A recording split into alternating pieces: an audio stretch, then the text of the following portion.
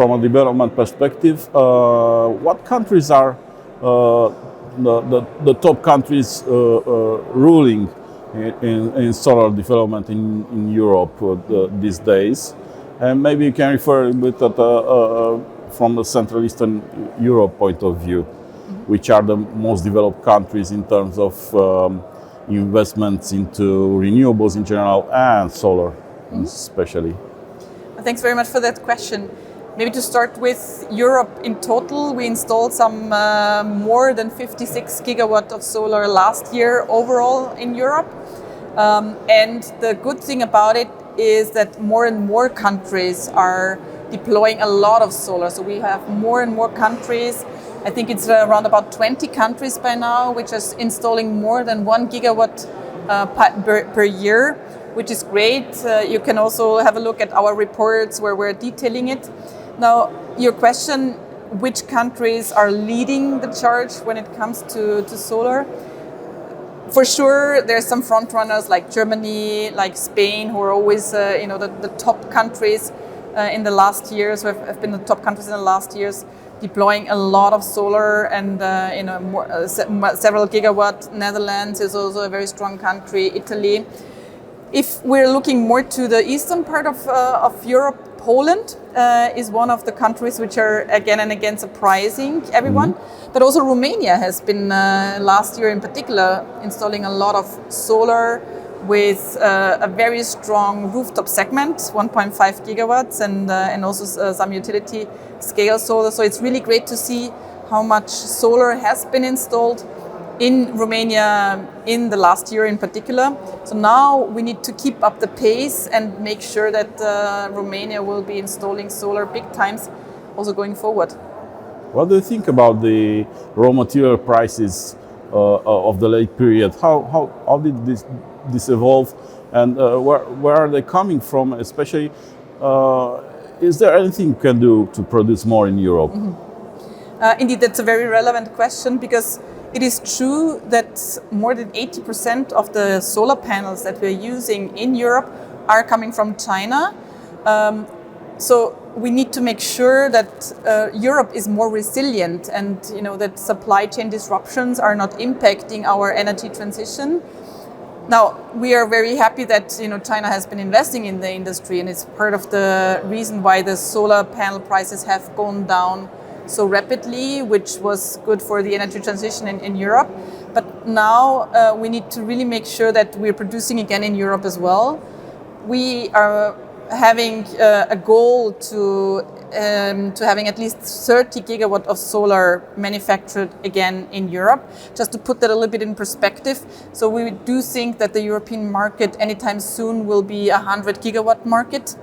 And 30% of it should be produced in Europe. At least Europe is even aiming at 40% of solar to be produced again in Europe. It's not an easy thing, as you can imagine. The prices at the moment are very low, also because there's a lot of competition in China itself. But we need to find ways how we can support that industry again. In the last couple of years, we've been discussing how to do it. So we have now the Net Zero Industry Act. That is a legislation, European legislation, which in auctions, in public procurement should favor European-made products. So that will hopefully contribute to manufacturing taking up. But we also need to make sure that, for example, state aid can go into manufacturing, also helping companies on OPEX, on operational costs.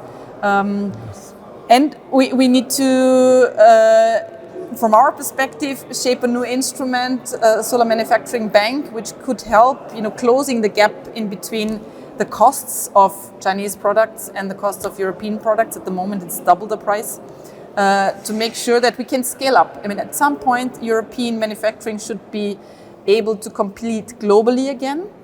But in the scale-up phase, we need investments, and we need to have institutions to take the risk of these investments in order to get to a 30 gigawatt or more manufacturing industry again in Europe. How about the storage? I've seen not so many projects in Romania so far, but maybe in other Central European countries like Poland or Czech Republic, why is the storage evolving so slowly? And maybe it's a question of cost. Maybe the cost are going down right now. What is your perception on this trend? So your question comes very timely because we're just launching today our latest battery report, looking not just into small scale batteries but also utility scale batteries. So what we do see is that it is not a question of costs anymore. So it is cost competitive by now.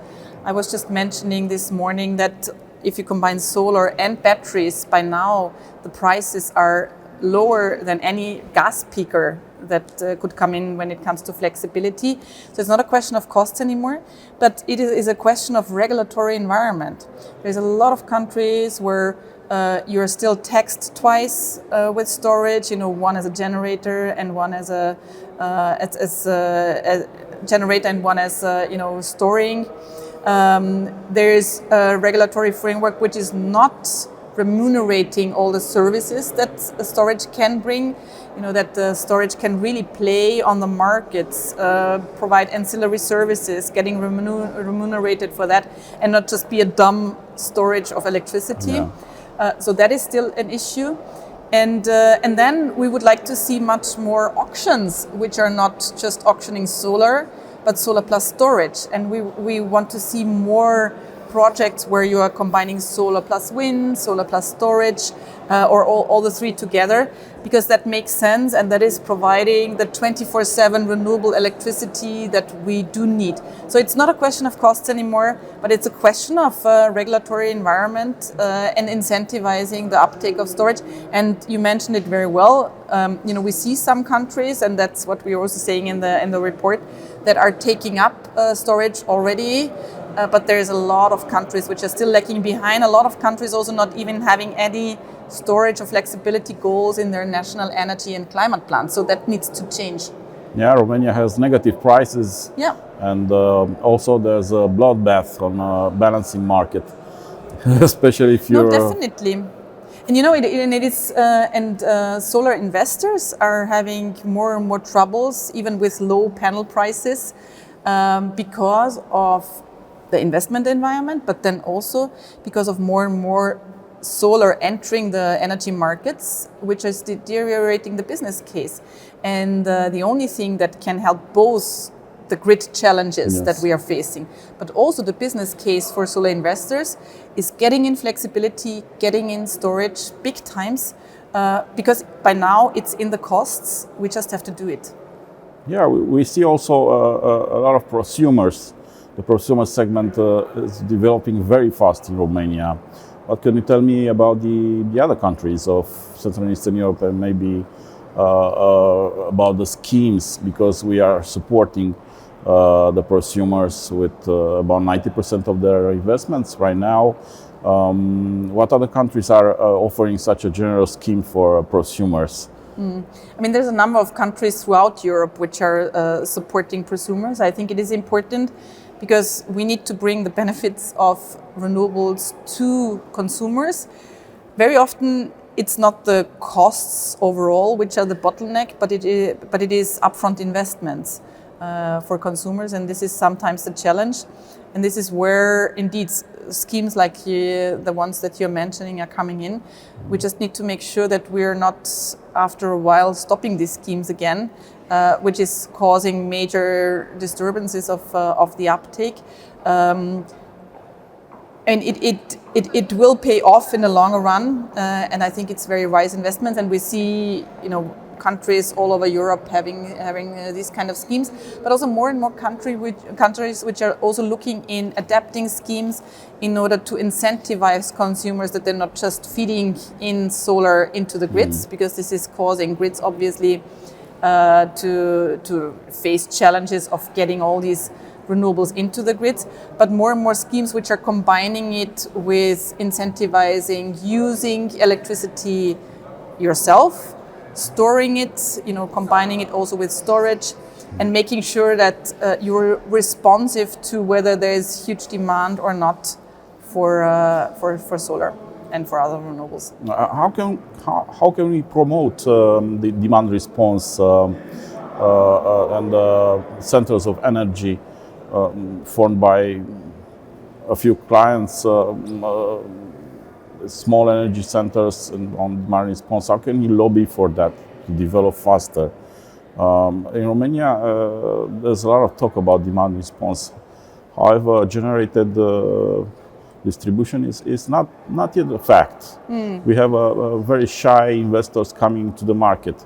How can we promote that? How can we push forward generated distribution? I think it has to do a lot with tariffs. As long as you get always the same price, no matter at what point in time you're feeding in your electricity into the grids or at what point of time you're consuming electricity, it will be difficult to get any change. But as soon as you have incentives in terms of time of use tariffs, that you pay different prices depending on how much electricity is available, then you're incentivizing obviously consumers to either look into when they're using their washing machine or whatever, or by now it's you can be supported by automative processes,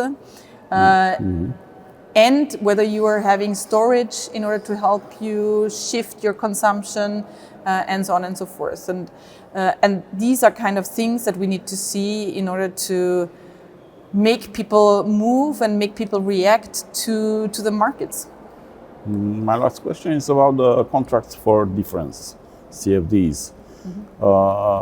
There's a lot of talk. It didn't start yet. It should start this month. There will be an auction, of course, 1.5 gigawatts, I guess, this year. How did it work in other countries, the CFD system? There's a lot of talk about not working well, about investors not being ready for it. But I spoke with investors that are ready and are ready to auction. So how did it work in other countries? So we've just recently been looking into which routes to market different countries are choosing, or where you see predominantly CFDs or other routes to market. PPAs and PPAs. It's very different in countries. To give you an example, Germany, a lot of auctions are facilitating solar to take up, so you have CFDs there. Whereas in Spain, at least in the last year, there was a lot of PPAs through which solar has been developed. But it's also changing over time. It depends a little bit on the market conditions. But so it's very different. The important thing is that you have several routes to market, so that you have the possibility for a PPA market, that you have CFDs. And when it comes to CFDs, it is extremely important that you provide predictability to investors, that they know exactly when these auctions are coming, that you're living up to your promises, and that you're providing an environment where investors can rely on these routes to market and can develop their projects accordingly. Okay, thank you. Thank you.